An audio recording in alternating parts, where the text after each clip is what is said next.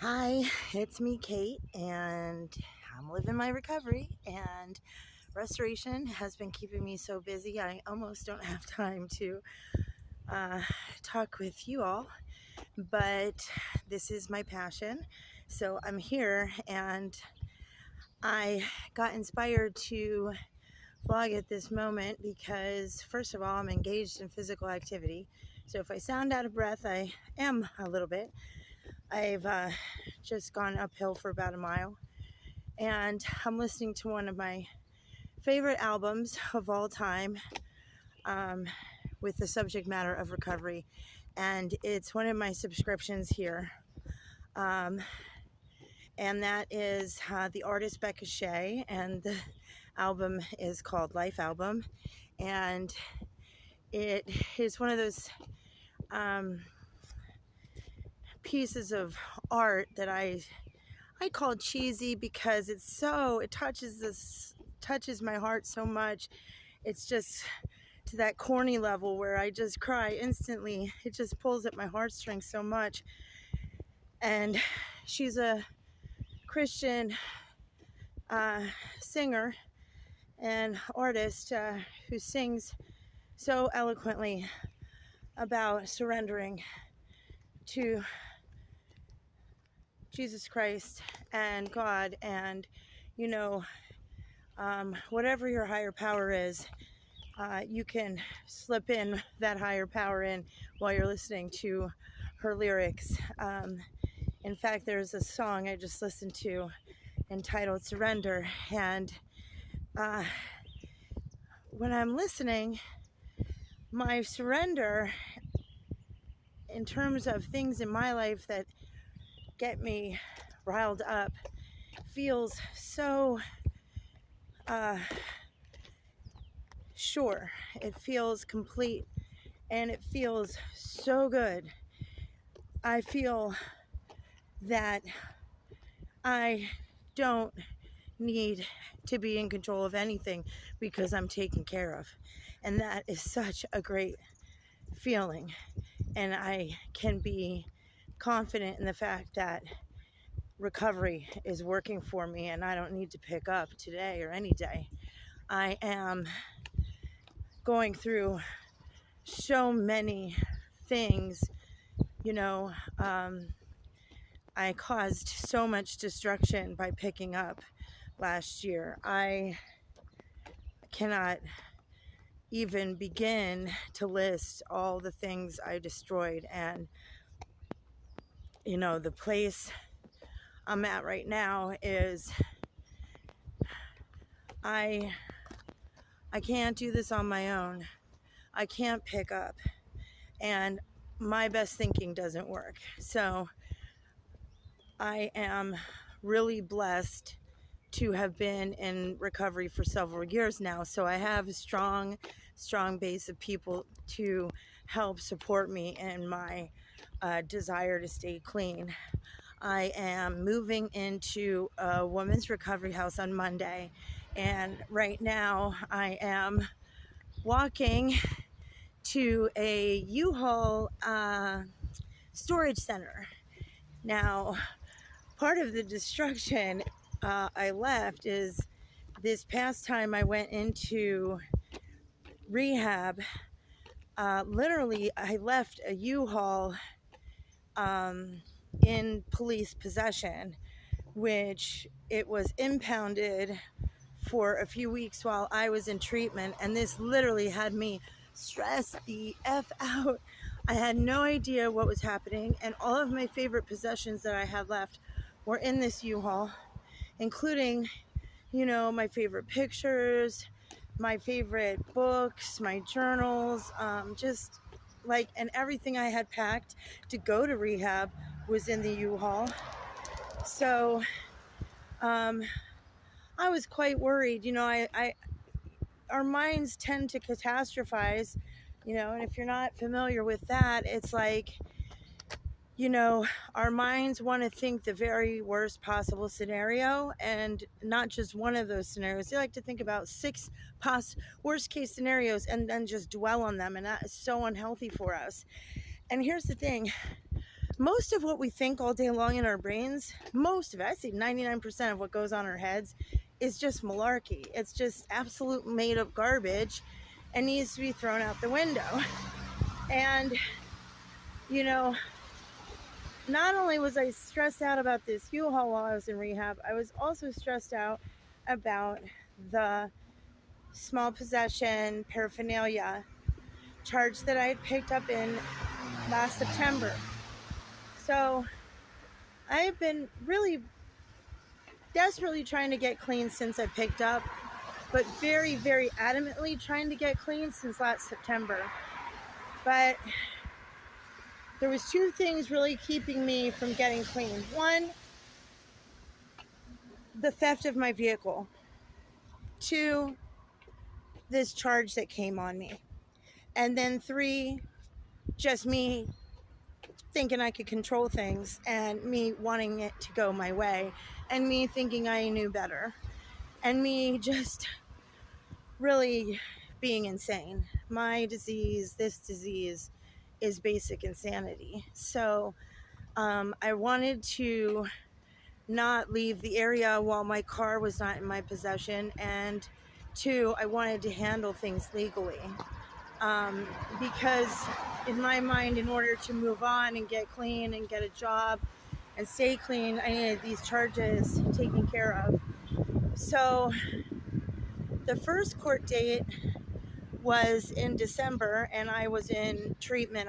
I turned myself in for inpatient, and then I got out of treatment, but I was having so many issues that my brain thought that my court date was March 2nd, when in fact it was March 1st.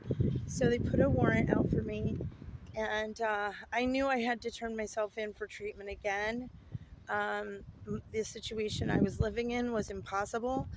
When I left treatment in January, I had set myself up for failure, just in the living situation. It was just too difficult, and there's a lot of details with that, but important thing is I got myself back in, and the only thing I can say for myself is the one area I've grown in is I didn't run this time. Like a decade ago I would still be out there, I can tell you that much. But I went back to treatment, and the judge wouldn't lift the warrant, so I was told by the courts I had to turn myself in. I was also told that it would be a 72-hour threshold in which I would see the judge and then I would be released. That did not happen.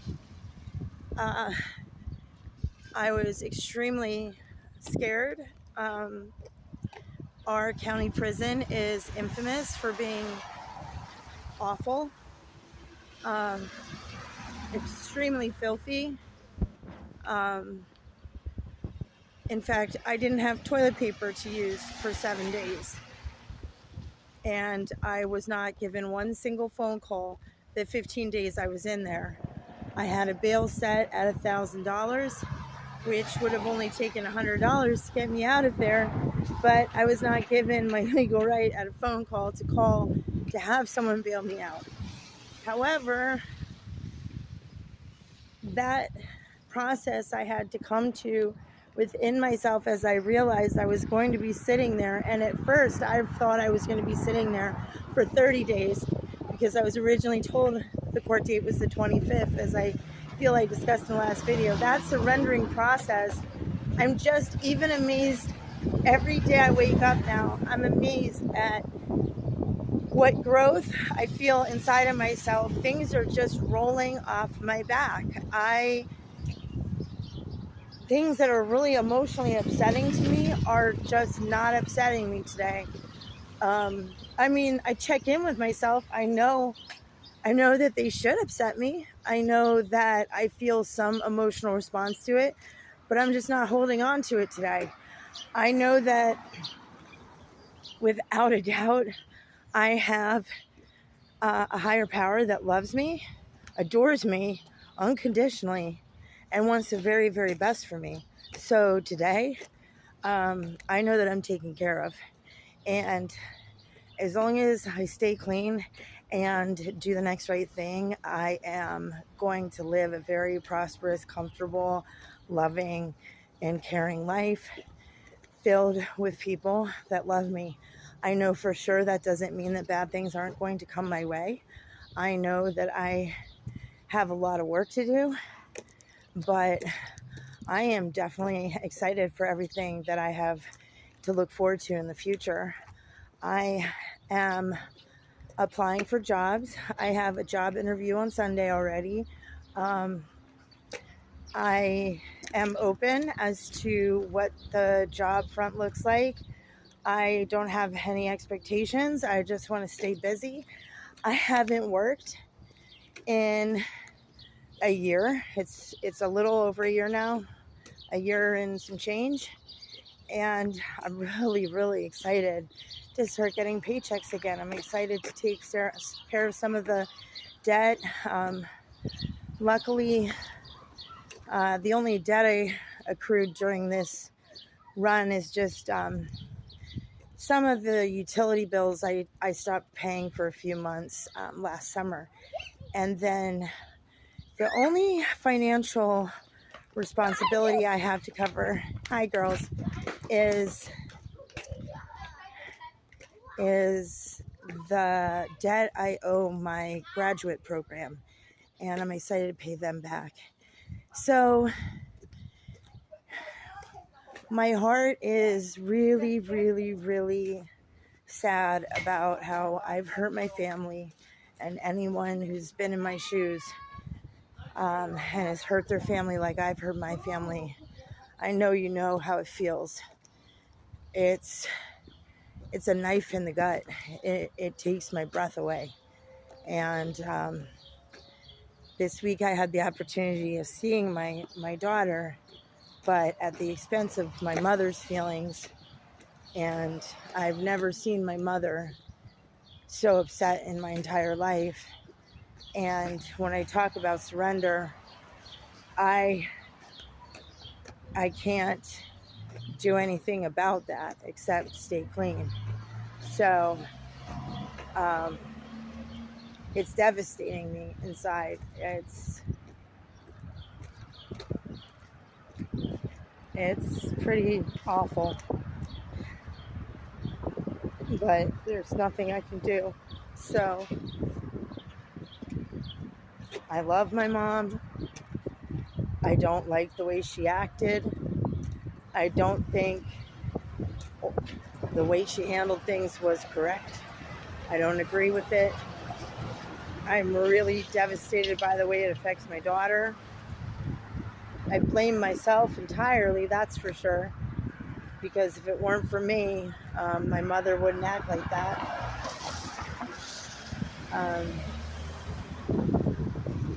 It's mind-blowing at how far I had come in the years I was clean, from 2018 to 2021. And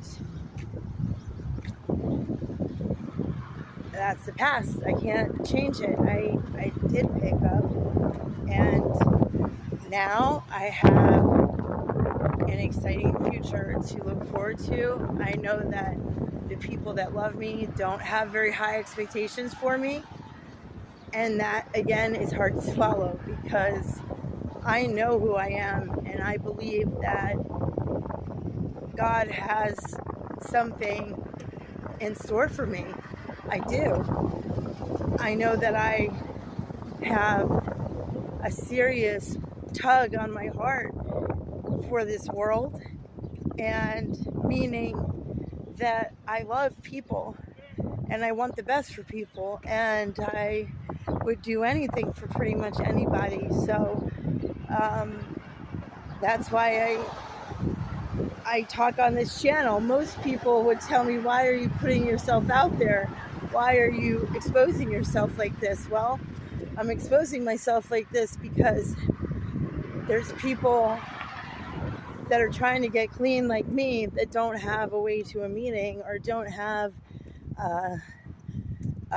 support out there. There's people that live in the middle of nowhere. I know because I've met you in rehabs. I've met you along the road, and if this channel helps even one person, it's worth me doing this. So listen, if you're like me and you're trying to stay clean today and you've hurt your family and it hurts really bad, don't give up. If you have to take a nap to stop the feelings, take a nap. Get on your phone if you have a phone. Look up something positive. You know, YouTube has so many great things to cheer the spirit up. It's so, makes me so happy to find some of the things I find. And a bunch of things are in my libraries, so check them out. I am about at the U-Haul storage center, and I just want to tell you that every woman that was in the last rehab center with me knows what a stress on my mind. I thought I was never going to see these possessions again. And most of them were telling me, you know, you're going to probably have to accept the fact that you'll never see these things. And I was at an acceptance that I was never going to see some of my favorite things again. And what did God do for me? Not only did he save the U-Haul from the impound, but he had U-Haul movers move them into storage for me. And not for less than $500.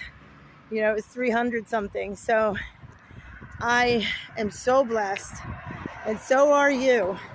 So if you haven't found that spirit for yourself yet, please talk to people. Find it in your friend, find it in the clouds, find it in the grass, because it's there. It's in the life around you. Please find the hope, because there is such a strong calling on your life. If you have the disease that I have, trust me, there's a calling on your life. You have a purpose. Thank you for watching today, and I'll see you next time.